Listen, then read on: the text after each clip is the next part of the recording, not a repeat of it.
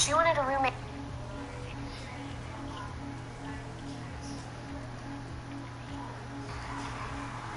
She wanted a roommate.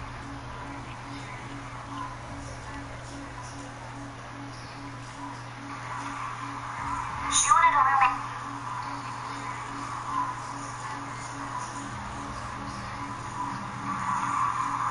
She wanted a roommate.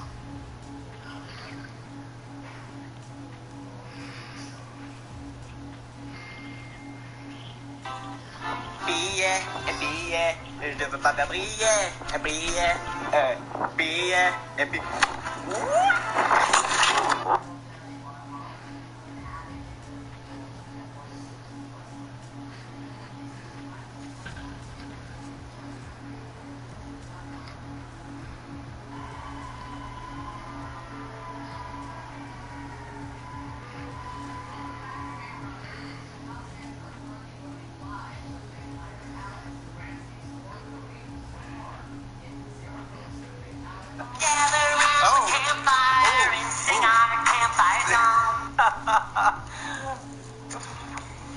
You got some good hits, bro. You got some good hits. I was watching,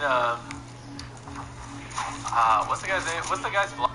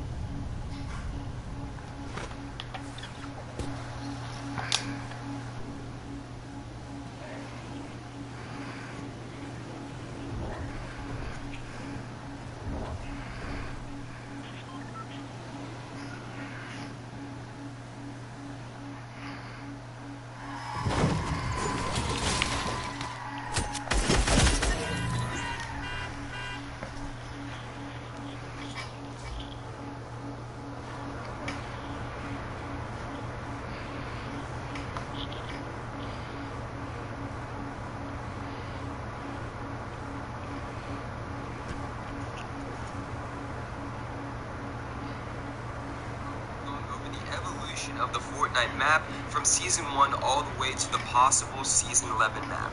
Let's get started. Season 1. The Season 1 map started off as a pretty plain map with very little named locations. As you can see from this image, there's only 13 named locations, and some of these locations were later taken. These locations were Moisty Mire and Anarchy Acres. However, as you will see later in the video, these locations may be about to make a comeback. Season 2. Season 2 brought with it the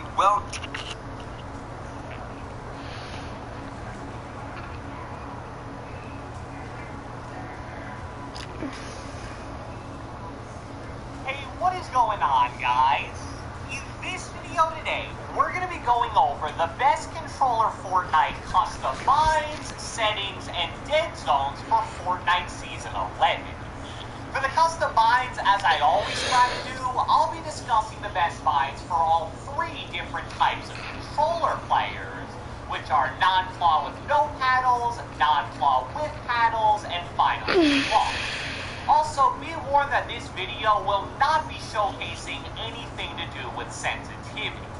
I literally just made a new best sensitivity video about 1 to 2 weeks ago for both new sensitivity and legacy sensitivity controller players.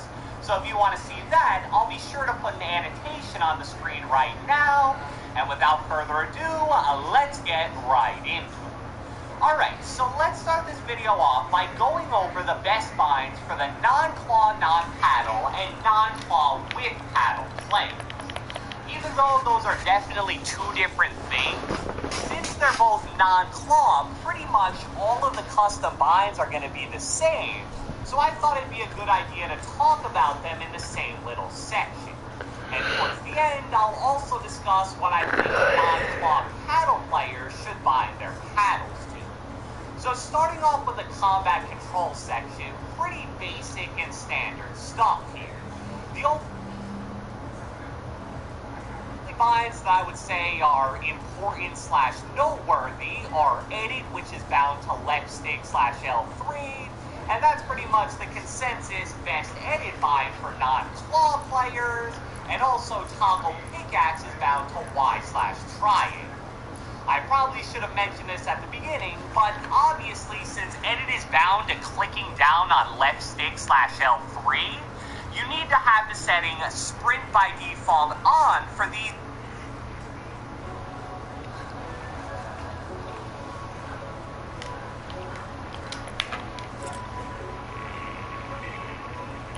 Hey, what is going on, guys? In this video, few days, I've not only been trying out a ton of different sensitivity options myself, but I've also talked to a few of the best controller players out there to really try and find the best sensitivity values to use. And I feel like after all the experimentation and changes, I finally found the sensitivity settings that feel most comfortable. Now, some of you guys may be wondering why this video is also going to showcase legacy / old sensitivity settings as well. The reason is, like I briefly mentioned in my last video about the change to aim assist, the community is very split right now on whether the new aim assist and sensitivity settings are actually better than the old aim assist and sensitivity settings. I actually posted a poll on Twitter 2 days ago, and as you can see, it's pretty much 50-50 right now. So I thought it'd be a smart idea to include both types of sensitivity in this video. That way it's helpful no matter which option you ultimately choose to go with. So without further ado, let's get right into it. Alright, so we're going to start this video off by first going over the new sensitivity setting. But don't worry, if you're a legacy player that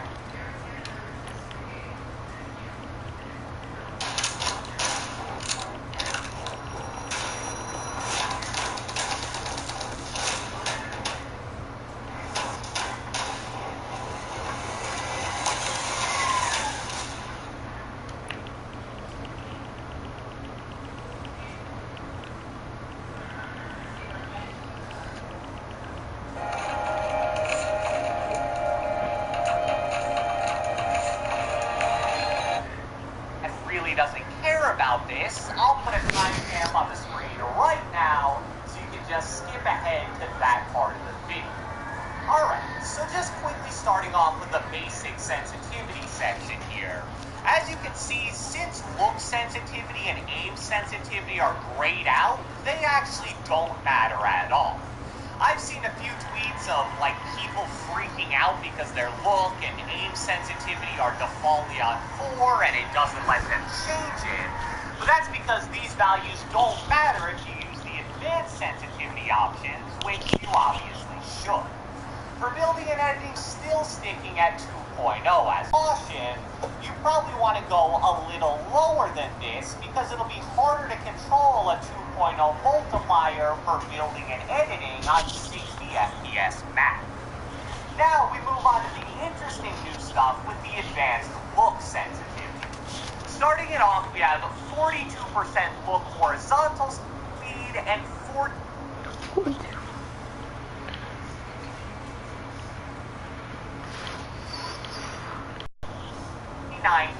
look vertical speed. Now, as simple as this setting is, there are a lot of misconceptions about it, and we're also still not 100% sure how the percent